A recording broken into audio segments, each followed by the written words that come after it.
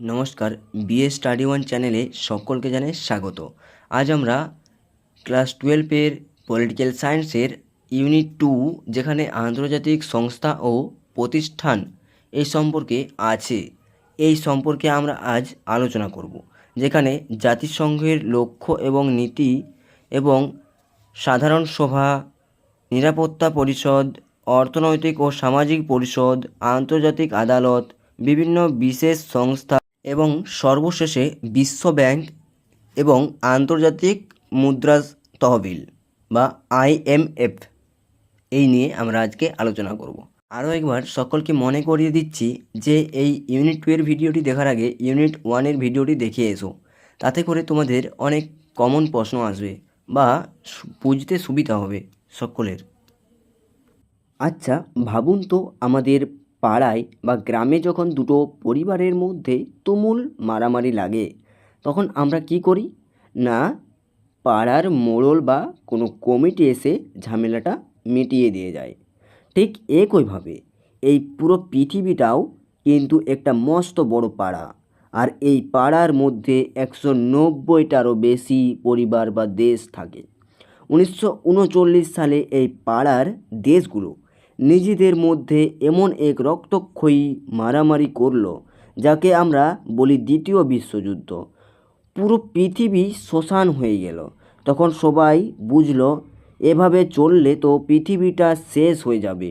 ব্যাস, মারামারি থামতে আর পাড়ার শান্তি বজায় রাখতে 1945 সালে তৈরি হলো বিশ্বের সবচেয়ে বড় পাড়া বা কমিটি, যাকে আমরা জাতিসংঘ বা ইউনাইটেড নেশনস বলে আজ আমরা জেনে থাকি। তাহলে এই পুরো বিষয়টাকে বুঝে নেওয়া যাক। আমরা এই বিষয়টাকে এমন করে বুঝবো যাতে কোনো দিন না ভুলতে পারি। যে কোনো ক্লাবের যেমন নিয়ম থাকে, জাতিসংঘেরও কিন্তু নিয়ম আছে। একে বইয়ের ভাষায় বলে লক্ষ্য ও নীতি। সোজা ভাষায় এদের কাজ হলো দুটি।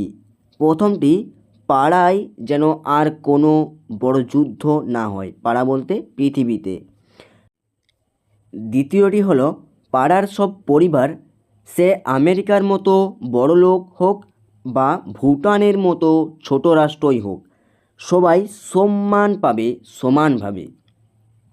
আর হ্যাঁ, এক পরিবার অন্য পরিবারের ভেতরের ব্যক্তিগত ঝামেলায় নাক গলাতে পারবে না। যা হবে সামনাসামনি টেবিল টকে হবে। এবার আসি এই কমিটির প্রথম বড় শাখায়, যার নাম সাধারণ সভা বা জেনারেল অ্যাসেম্বলি।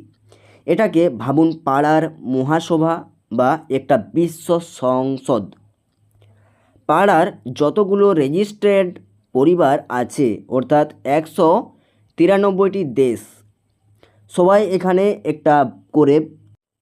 এবার যার কথা বলবো সে হলো এই পাড়ার আসল অ্যাকশন টিম বা নিরাপত্তা পরিষদ। সাধারণ সভা যদি আইন বানায়, তবে নিরাপত্তা পরিষদ হলো পাড়ার পুলিশ, যার হাতে আসল ক্ষমতা আছে। এই টিমে মোট 15 জন মেম্বার থাকে। এর মধ্যে 5 জন হলো পাড়ার 5 বড় ভাই, যেমন আমরা আমেরিকা, রাশিয়া, চীন, ব্রিটেন আর ফ্রান্স এই দেশগুলিকে দেখি। তাহলে পাড়ার ভাই বলতে এই দেশগুলিকে বোঝানো হচ্ছে।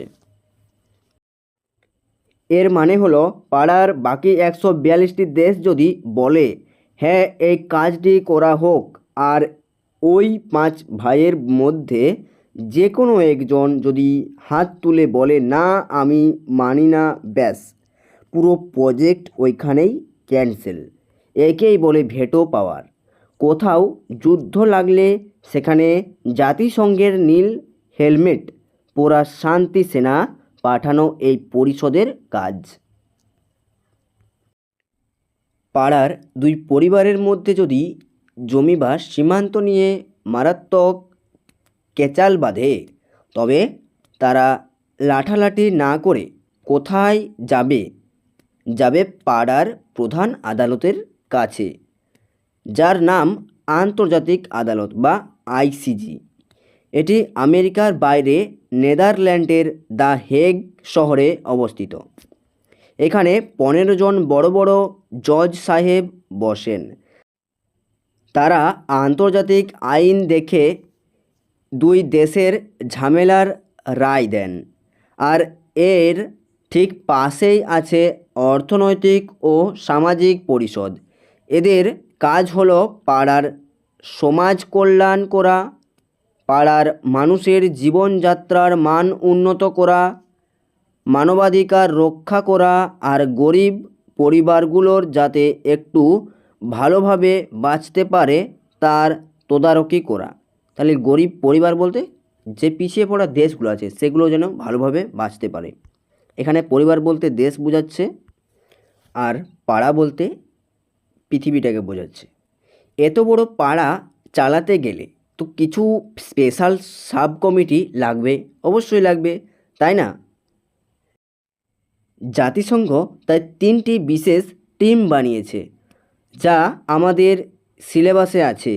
প্রথমটা হলো ইউনিসেফ।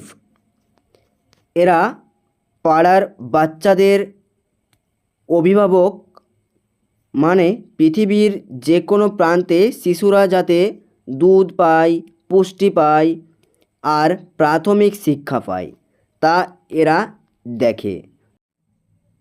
দ্বিতীয়টি হলো ইউনেস্কো। এরা হলো পাড়ার সংস্কৃতিপ্রেমী মানুষ। আমাদের সুন্দরবন ও তাজমহলের মতো ঐতিহাসিক জায়গাগুলোকে ওয়ার্ল্ড হেরিটেজ তকমা দিয়ে বাঁচিয়ে রাখার কাজ এদের। আর তৃতীয়টা হলো WHO। এরা হলো আমাদের পাড়ার প্রধান ডাক্তারবাবু। করোনার মতো মহামারীতে এদের ভূমিকা ছিল। সবশেষে আসি পাড়ার দুই বড় মহাজনের কাছে। টাকা ছাড়া তো পৃথিবী চলে না।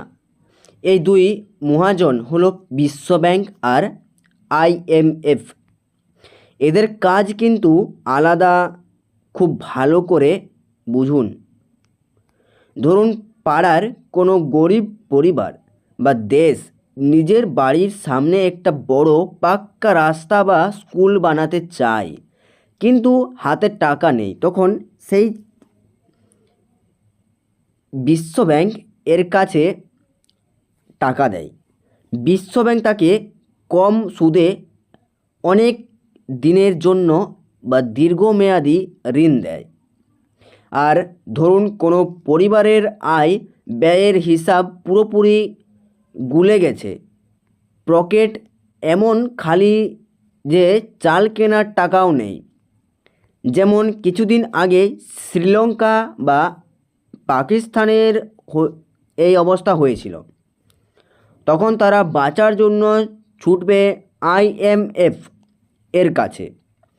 IMF তখন তাকে জরুরি ভিত্তিতে শর্ট টার্ম লোন দিয়ে সে যাত্রা বাঁচিয়ে দেবে।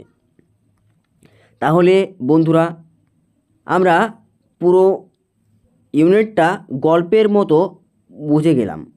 পরীক্ষায় এখান থেকে যে প্রশ্নগুলো সবচেয়ে বেশি আসে তা হলো নিরাপত্তা পরিষদের গঠন কেমন, ভেটো ক্ষমতা কী, আর এই যে ছোট্ট ছোট্ট সংস্থাগুলোর কথা বললাম এদের ফুল ফর্ম আর হেডকোয়ার্টারের কথা। আশা করি আজকের পর জাতিসংঘের এই পাড়া কমিটি নিয়ে আপনাদের মনে আর কোনো কনফিউশন নেই। ভিডিওটা কেমন লাগলো নিচে কমেন্ট করে জানান।